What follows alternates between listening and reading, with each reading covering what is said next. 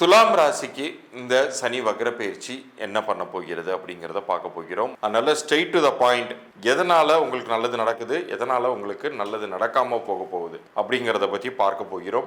இந்த பகுதியை கவனமாக பார்த்துட்டு வாங்க. குறிப்பாக உங்கள் லைஃப் லாங்குக்கும் நீங்கள் நல்லா இருக்கிறதுக்கான ஒரு எண்கணித குறிப்பை பற்றி இந்த பகுதியின் இறுதியில் சொல்ல போகிறேன். அதுக்கு உங்களுடைய நேமும் டேட் ஆஃப் பர்த்தும் தேவைப்படும். அதை பற்றின முழு குறிப்பையும் இந்த பகுதியின் இறுதியில் சொல்ல போகிறேன். கவனமாக கேளுங்க. 6ஆம் வீட்டில் நிற்கும் சனியினால் உங்களுக்கு ஏற்கனவே நல்ல லாபங்கள் தான். ஏன்னா 6ங்கிற வீடு சனியை பொறுத்த வரைக்கும் உங்களுடைய கஷ்டங்களை தீர்த்து வைக்கக்கூடிய வீடு, கடன் சிக்கல்களை அடைத்து விடக்கூடிய ஒரு வீடு, உங்களுக்கு புதிய வாய்ப்புகளையும் தரக்கூடிய ஒரு வீடு. அந்த வீட்டில் நின்றே சனி வக்ரம் பெறுகிறார். எப்போ? 26 ஜூலை 2026 முதல் 10 டிசம்பர் 2026 வரைக்குமான காலகட்டம் சனியினுடைய வக்ர பயிற்சி காலகட்டம். இந்த காலகட்டத்தில் உச்சம் பெற்ற குருவினுடைய பார்வையுமே சனி வாங்குகிறார். துலாமுக்கு அடிப்படையிலேயே சனி ரொம்ப நல்லது செய்யக்கூடிய ஒரு கிரகம். ஏன்னா சுக்கிரனுடைய வீடு தான் துலாம். உங்களுடைய துலாம் ராசிக்கான அதிபதி யாருன்னு கேட்டிங்கன்னா சுக்கிரன். அந்த சுக்கிரனுக்கு சனி யாருன்னு நம்ம பார்க்கணும். சனி ஒரு திக் ஃப்ரெண்டு சுக்கிரனுக்கு. ஸோ நிச்சயம் உங்களுக்கு நன்மைகள் மிக அபரிதமாக இந்த காலகட்டத்தில் நடக்கும். இன்னும் துரிதமாக நடக்கும். மேலும் மேலும் நன்மைகள் பெருகும். இதுதான் உங்களுக்கான ஒரே பதில். காரணம், இந்த காலகட்டத்தில் தொழில் ஸ்தானத்தில் குரு உட்கார்ந்து 2, 4, 6ஆம் வீடுகளை அவர் பார்வை செய்கிறார். அது மட்டுமல்ல, ஒரு குறிப்பிட்ட காலம் வரைக்கும் இந்த ஜூலையில் குரு கொஞ்சம் முன்னோக்கி நகர்ந்து அதிசாரமாக நகர்ந்து 11ஆம் வீட்டில் லாபஸ்தானத்திற்கும் போயிட்டு வருவார். ஸோ எல்லா வகையிலையுமே உங்களுக்கு ரொம்ப ஒரு பாசிட்டிவான ஒரு விஷயம் இருக்குது. ஸோ இந்த சனி வக்ரம் மட்டும் உங்களுக்கு கெடுதல் பண்ணிடுமா என்ன? நீங்கள் செய்ய வேண்டியது, சனி பிரீத்தி ஸ்தலமான திருநள்ளாருக்கு தான் போகணும். இந்த மாதிரியெல்லாம் நீங்கள் எதுவுமே வச்சுக்காதீங்க. நீங்கள் எதையும் உங்களுடைய இஷ்ட தெய்வ வழிபாடு, சில பேர் முருகனை வழங்கலாம், சில பேர் சிவனை வழங்கலாம். இப்போ முருகன் கஷேத்திரம்னா திருச்செந்தூர் தான் போகணும், விநாயகர் கஷேத்திரம்னா அதுக்கான ஒரு இடத்துக்கு தான் போகணும் அப்படிங்கிறதெல்லாம் நீங்கள் வச்சுக்காதீங்க. இப்போ திருவண்ணாமலைக்கு தான் போய் தான் நம்ம சிவனை வழிபடணும்லாம் வச்சுக்காதீங்க.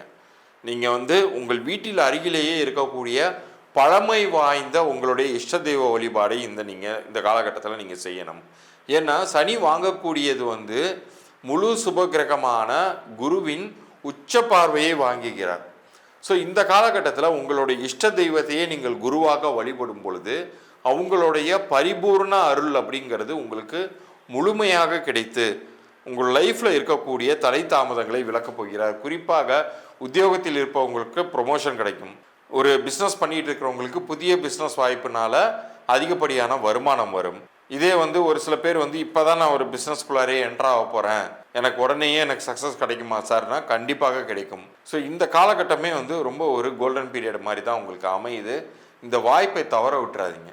இவ்வளோ நாள் நடக்கலை, இனிமேல் மட்டும் நடந்துருமா அப்படின்னு ஒரு விரக்தி மனப்பான்மை லைட்டாக உங்களுக்குள்ளார இருக்கலாம். பட் அதை தூக்கி தூர வச்சுருங்க. நிச்சயம் உங்களுக்கு அபரிதமான நல்ல பலன்களே கிடைக்க போகிறது. அதே மாதிரி இந்த சனியின் பாதிப்புகள் ஒரு சில சின்ன பர்சன்டேஜ் அளவில் இருக்குன்னா அது எப்படி வேலை செய்யும்னு கேட்டிங்கன்னா, புதிய நபர்கள், அந்நிய பாஷை பேசுபவர்கள் இந்த காலகட்டத்தில் உங்களுக்கு அறிமுகம் ஆவாங்க.